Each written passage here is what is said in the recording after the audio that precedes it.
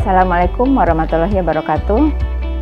Baik Bapak Ibu, pada video kali ini kita akan mentutorialkan bagaimana menggunakan assignment dalam perkuliahan daring.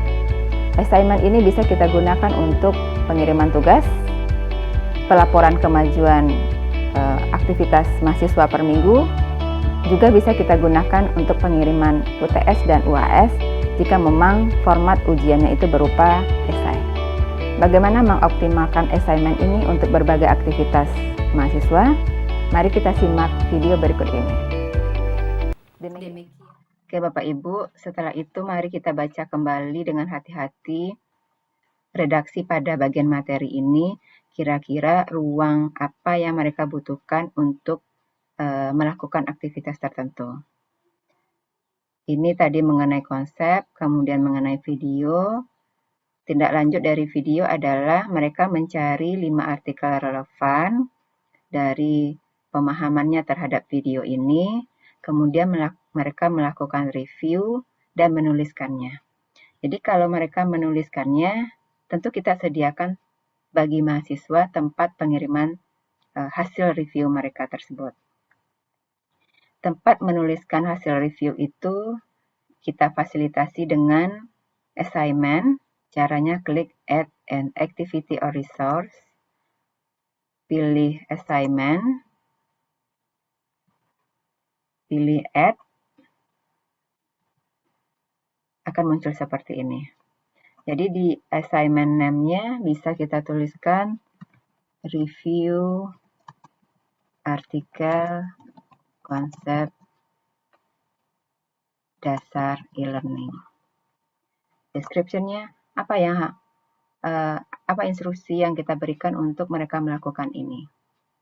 Misalnya dari 5 artikel yang saudara temukan, silahkan tuliskan review artikel tersebut dan kirimkan di sini.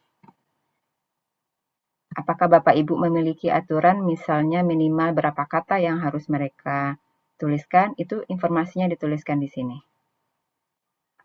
Jadi aturan-aturan mengenai review tersebut boleh dituliskan di sini.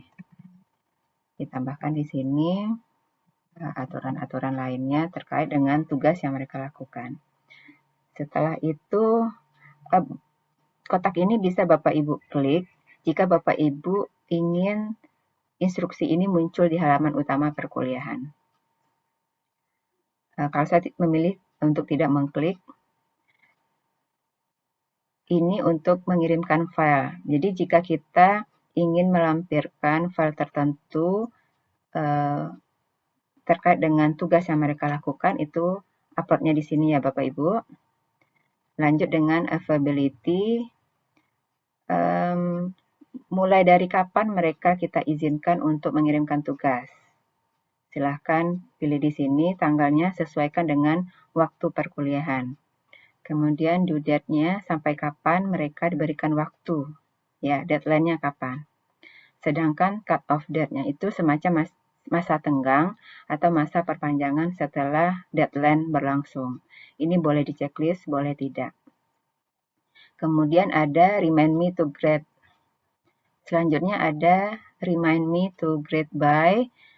Ini jika Bapak Ibu ingin diingatkan oleh sistem untuk memberikan grade dan itu kapan diingatkan, boleh centang di sini dan sesuaikan waktunya.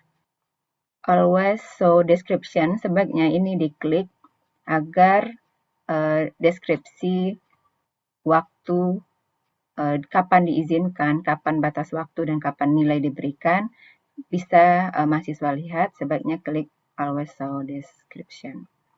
Setelah itu kita minimize availability, lanjut ke submission type.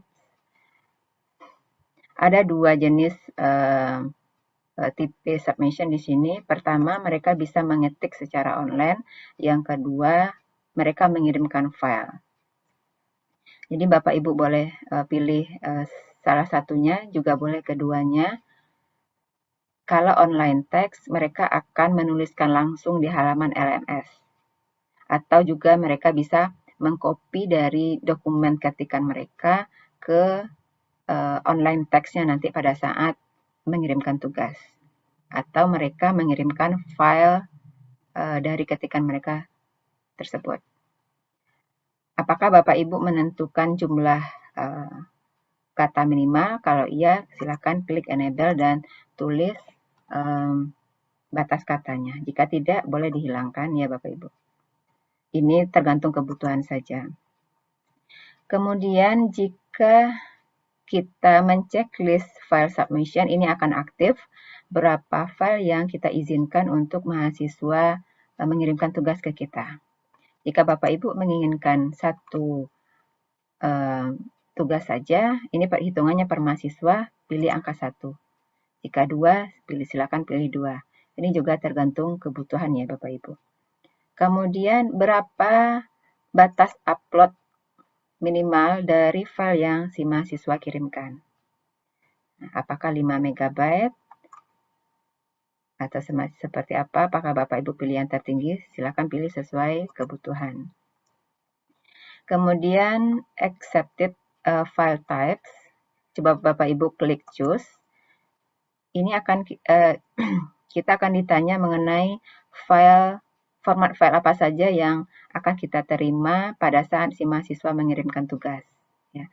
Jika menerima semua bentuk file, klik all file type. Tapi jika ada mungkin keterampilan yang berupa audio saja, mungkin Bapak Ibu bisa klik bagian audio. Terserah, ini sesuai kebutuhan Bapak Ibu ya. Saya pilih all file types, kemudian klik save change. Ini kita minimize. Selanjutnya kita coba feedback types. Seperti apa feedback nanti yang akan kita berikan kepada mahasiswa? Apakah berupa komentar, apakah PDF,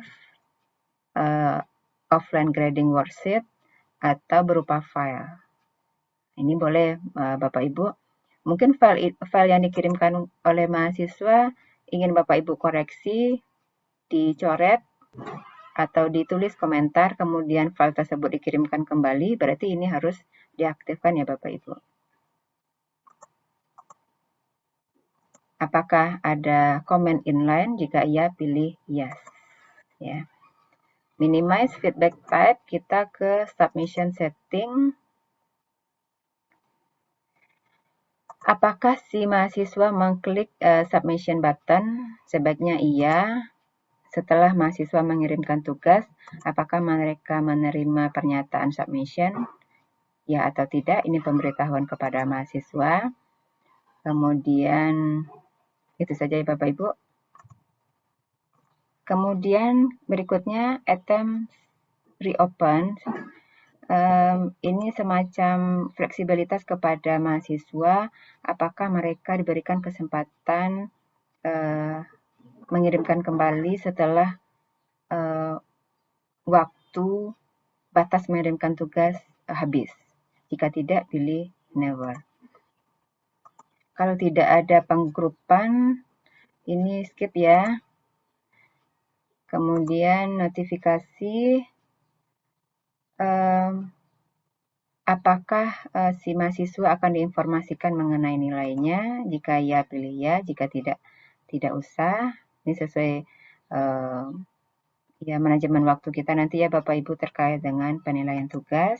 Apakah mereka akan diberitahu mengenai keterlambatan tugas? Oke Bapak Ibu, selanjutnya notification. Notify graders about submission. Apakah kita aktifkan pemberitahuan mengenai submission tugas ini? Jika ingin memberitahu ke mahasiswa, pilih ya. Apakah kalau ini sudah kita pilih ya, ini otomatis no ya Bapak Ibu. Jadi ini pemberitahuan mengenai keterlambatan tugas. Kalau ini tadi kita pilih no, di pemberitahuan mengenai keterlambatan tugas bisa kita pilih ya. Selanjutnya default setting for notify student, di sini sudah ya, tidak usah diubah Bapak Ibu. Oke, kita minimize notification, flag scan, skip saja, ada grade ya Bapak Ibu. Oke, grade ini apakah kita akan berikan dalam bentuk skala atau poin? Ini pilihan Bapak Ibu ya. Jika poin, kita bisa nilai maksimalnya 100, kita tulis di sini batas nilai minimal. Boleh pilih skala, bisa pilih poin. Jika Bapak Ibu pilih poin, nilai maksimumnya bisa kasih 100. Kemudian metode penilaiannya seperti apa?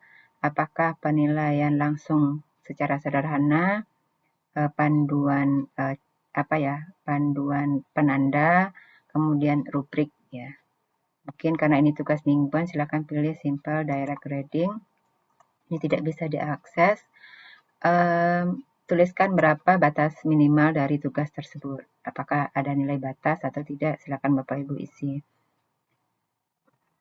Apakah tugas yang muncul itu akan disajikan identitas atau tidak? Jadi pada saat kita menilai, ada semacam blind marking, seperti kita mereview artikel yang akan diterima pada jurnal tertentu ya Bapak Ibu.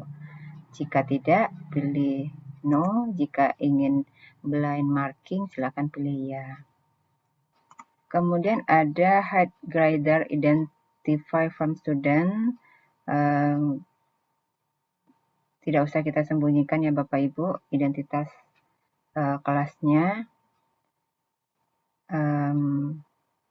Use marking workflow, kita biarkan default saja. Oke, setelah itu minimize. Selanjutnya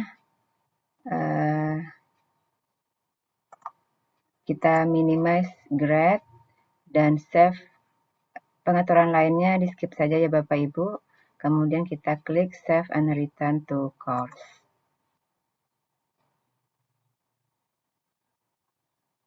Jadi disinilah nanti mereka mengirimkan review artikel tadi yang kita minta. Bapak Ibu, ini ada yang kurang redaksinya. Mahasiswa nanti bingung karena kita baru sampai di kalimat tuliskan. Kita bisa edit dengan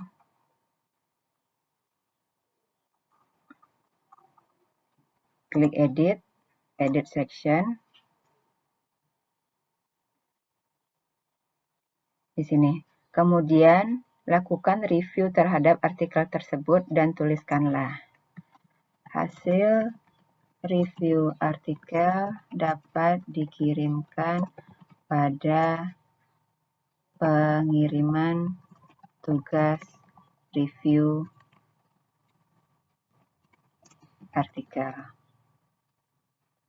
Hasil review artikel dapat dikirimkan pada pengiriman tugas review artikel konsep dasar e-learning. Kemudian save change.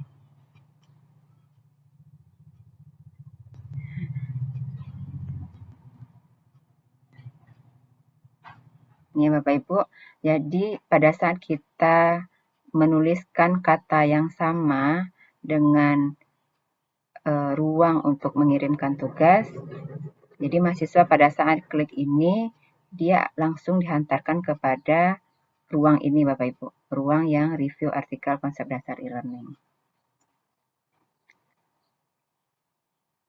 Jadi sebaiknya kita samakan kalimat yang ada di dalam badan materi dengan ruang pengiriman artikelnya, supaya supaya tercipta kondisi interaktif ya. Jadi pada saat mereka berada di sini langsung diklik, kita mencoba interaktif dengan si mahasiswa. Ini kalau mereka klik akan diantarkan ke halaman tugas. Nah, jadi mereka akan mengirimkan di sini. Kelihatan ya Bapak Ibu. Jumlah partisipannya 25, belum ada yang mengirimkan.